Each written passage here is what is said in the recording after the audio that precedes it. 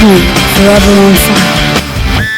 ದೋಸ್ತಿ ನಾಯಕರು ಸರ್ಕಾರದ ವಿರುದ್ಧ ಪಾದಯಾತ್ರೆ ಮಾಡ್ತಾ ಇದ್ರೆ ಸಿಪಿ ಯೋಗೇಶ್ವರ್ ಮಾತ್ರ ಈ ಒಂದು ಪಾದಯಾತ್ರೆಯಿಂದ ಅಂತರವನ್ನ ಕಾಪಾಡಿಕೊಂಡಂತೆ ಕಾಣಿಸ್ತಾ ಇದೆ. ಯಾಕೆ ಹಾಗಾದ್ರೆ ಸಿಪಿ ಯೋಗೇಶ್ವರ್ ಅವರು ಪಾದಯಾತ್ರೆಯಲ್ಲಿ ಪಾಲ್ಗೊಳ್ತಾ ಇಲ್ಲ? 2 ದಿನಗಳಿಂದ ಕೂಡ ಮಾಜಿ ಸಚಿವ ಸಿಪಿ ಯೋಗೇಶ್ವರ್ ಪಾದಯಾತ್ರೆಯಲ್ಲಿ ಕಾಣಿಸ್ಕೊಳ್ತಾ ಇಲ್ಲ. ಹಾಗಾಗಿ ಅಸಮಾಧಾನವನ್ನ ಈ ರೀತಿಯಾಗಿ ತೋರ್ಪಡಿಸ್ತಾ ಇದ್ದಾರಾ?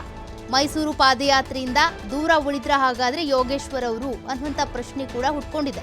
ಚನ್ನಪಟ್ಟಣ ಟಿಕೆಟ್ ಗೊಂದಲದಿಂದಾಗಿ ದೂರ ಉಳ್ಕೊಂಡಿದ್ದಾರಾ ಸಿಪಿ ಯೋಗೇಶ್ವರ್ ಅವರು? ಉಪಚುನಾವಣೆಗೆ ಸ್ಪರ್ಧೆ ಮಾಡಬೇಕು ಅಂತ ಸೈನಿಕ ಸಿಪಿವೈ ಈಗ ಸಿದ್ಧತೆ ನಡೆಸ್ಕೊಳ್ತಾ ಇದ್ದಾರೆ. ಆದರೆ ಚನ್ನಪಟ್ಟಣದ ಟಿಕೆಟ್ಗೆ ಜೆಡಿಎಸ್ ನಾಯಕರು ಕೂಡ ಪಟ್ಟನ್ನ ಹಿಡಿದಿದ್ದಾರೆ. ಇನ್ನೂ ಕೂಡ ಟಿಕೆಟ್ ಯಾರಿಗೆ ಅಂತ ಘೋಷಣೆ ಆಗಿಲ್ಲ, ಕನ್ಫರ್ಮ್ ಆಗಿಲ್ಲ. ಹಾಗಾಗಿ ಸಾಕಷ್ಟು ಗೊಂದಲ ಇದೆ. ಟಿಕೆಟ್ ಗೊಂದಲದಿಂದಾಗಿ ಸಿಪಿ ಯೋಗೇಶ್ವರ್ ಹಾಗಾದ್ರೆ ಪಾದಯಾತ್ರೆಯಿಂದ ದೂರ ಉಳಿದುಕೊಂಡ್ರ? ಚನ್ನಪಟ್ಟಣ ಬೈ ಎಲೆಕ್ಷನ್ಗೆ ಸಂಬಂಧಪಟ್ಟಂತೆ ಒಂದ್ ಕಡೆ ಎಚ್ ಡಿ ಕುಮಾರಸ್ವಾಮಿ ಅವರು ಹೇಳ್ತಾರೆ, ನಮ್ಮ ಜೆಡಿಎಸ್ ನಾಯಕರಿಗೆ ಯಾರಿಗಾದ್ರೂ ಟಿಕೆಟ್ ಕೊಡಬೇಕು ಬೈ ಎಲೆಕ್ಷನ್ ಅಲ್ಲಿ ಸ್ಪರ್ಧೆ ಮಾಡೋಕೆ ಅಂತ. ಮತ್ತೊಂದು ಕಡೆ ಬಿಜೆಪಿಯಿಂದ ನೋಡಿದ್ರೆ ಸಿಪಿ ಯೋಗೇಶ್ವರ್ ಅವರಿಗೆ ಟಿಕೆಟ್ ಕೊಡಬೇಕು ಅನ್ನುವಂಥ ಒಂದಷ್ಟು ಚರ್ಚೆ.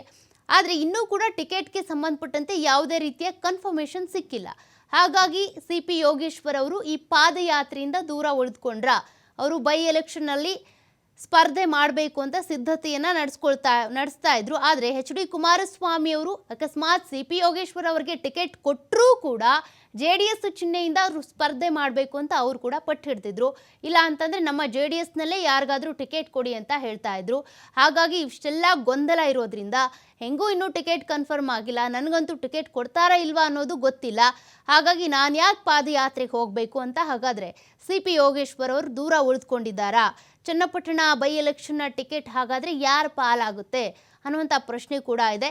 2 ದಿನದಿಂದ ಬಿಜೆಪಿ ಜೆಡಿಎಸ್ ನಾಯಕರು ಒಗ್ಗೂಡ್ಕೊಂಡು ಪಾದಯಾತ್ರೆ ಮಾಡ್ತಿದ್ದಾರೆ. ಆದರೆ ಸಿಪಿ ಯೋಗೇಶ್ವರ್ ಮಾತ್ರ ಯಾತ್ರೆಯಿಂದ ದೂರ ಉಳ್ಕೊಂಡಿದ್ದಾರೆ. ಡೀಟೇಲ್ಸ್ ಕೊಡ್ತಾ ಹೋಗ್ತಾರೆ ನಮ್ಮ ಪ್ರತಿನಿಧಿ ರಾಕೇಶ್. ಈಗಾಗಲೇ ಬಿಜೆಪಿ ಜೆಡಿಎಸ್ ಪಾದಯಾತ್ರೆ 2 ದಿನದಿಂದ ನಡೀತಿದೆ. ಆದರೆ ಯೋಗೇಶ್ವರ್ ಅವರು ಮಾತ್ರ ಮಿಸ್ಸಿಂಗು, ಯಾಕೆ ಅಂತ? ಸೌಖ್ಯ ಜೆಡಿಎಸ್ ಮತ್ತು ಬಿಜೆಪಿಯ ದೋಸ್ತಿ ನಾಯಕರು ನಡೆಸಿರುವಂತಹ ಮೈಸೂರು ಚಲೋ ಪಾದಯಾತ್ರೆ ಇವತ್ತು 3ನೇ ದಿವಸ ಕಾಲಿಟ್ಟಿದೆ. ಈಗ ಈ ಪಾದಯಾತ್ರೆ ಇವತ್ತು ರಾಮನಗರವ ದಾಟಿ ಚನ್ನಪಟ್ಟಣದ ಮುಖಾಂತರ ಸಾಗಲಿದೆ. ಈ ಭಾಗದಲ್ಲಿ ಪ್ರಭಾವಿ ಹಾಗೆ ಬಿಜೆಪಿಯ ಖ್ಯಾತ ನಾಯಕ ಅಂತಲೇ ಕರೆಸ್ಕೊಳ್ತಿರುವಂತಹ ಸಿಪಿ ಯೋಗೇಶ್ವರ ಕ್ಷೇತ್ರದ ಭಾಗ ಇದಾಗಿರೋದ್ರಿಂದಾಗಿ ಇಲ್ಲಿ ಅವರ ಉಪಸ್ಥಿತಿಯನ್ನ ಪಕ್ಷ ನಿರೀಕ್ಷೆ ಮಾಡ್ತಾ ಇದೆ.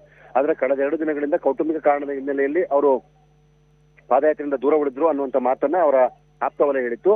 ಆದ್ರೆ ಈಗಿನ ವಿಚಾರದ ಪ್ರಕಾರ ಅಂದ್ರೆ ಚನ್ನಪಟ್ಟಣದ ಬೈ ಎಲೆಕ್ಷನ್ ವಿಚಾರಕ್ಕೆ ಸಂಬಂಧಪಟ್ಟ ಹಾಗೆ ಇನ್ನು ಅಭ್ಯರ್ಥಿಯ ಘೋಷಣೆ ವಿಚಾರದಲ್ಲಿ ಗೊಂದಲದ ಸನ್ನಿವೇಶ ನಿರ್ಮಾಣ ಆಗಿರೋದ್ರಿಂದಾಗಿ ಆ ವಿಚಾರದ ಸ್ಪಷ್ಟೀಕರಣವನ್ನ ಬಯಸಿ ಅವರು ಇದುವರೆಗೂ ಪಾದಯಾತ್ರೆಯಲ್ಲಿ ಭಾಗವಹಿಸಿಲ್ಲ ಅನ್ನುವಂತಹ ಮಾತು ಸಿಗ್ತಾ ಇದೆ.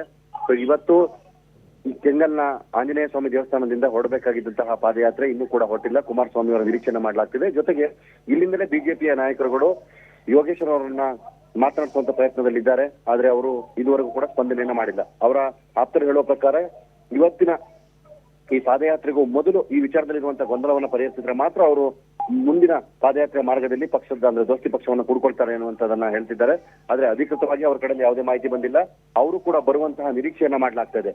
ಒಟ್ಟಾರೆ 2 ದಿನಗಳ ಪಾದಯಾತ್ರೆಯಿಂದ ಅಂದ್ರೆ ಅವರದ್ದೇ ಪ್ರಾಬಲ್ಯ ಇರುವಂತಹ ಮಂಡ್ಯ ಭಾಗದಲ್ಲೂ ಅವರು ಬಂದು ಜಾಯ್ನ್ ಆಗ್ಬೇಕಂತ ಜಾಗದಲ್ಲೂ ಅವರ ಉಪಸ್ಥಿತಿ ಇಲ್ಲದೇ ಇರುವುದು ಒಂದು ಕಡೆ ಬಿಜೆಪಿಗೆ ಸಂಕಷ್ಟವನ್ನ ತರ್ತಾ ಇದೆ. ಮತ್ತೊಂದು ಕಡೆ ದೋಸ್ತಿ ನಾಯಕರುಗಳು ಕೂಡ ಹೊಂದಾಣಿಕೆ ರಾಜಕಾರಣದ ಮಾತನ್ನು ಹೇಳಿದ್ರು ಕೂಡ ತಮ್ಮ ಜೆಡಿಎಸ್ ಪಕ್ಷದ ಪ್ರಾಬಲ್ಯವನ್ನು ವಿಸ್ತರಿಸುವಂತ ಪ್ರಕ್ರಿಯೆಯನ್ನು ಮಾಡ್ತಿದ್ದಾರೆ.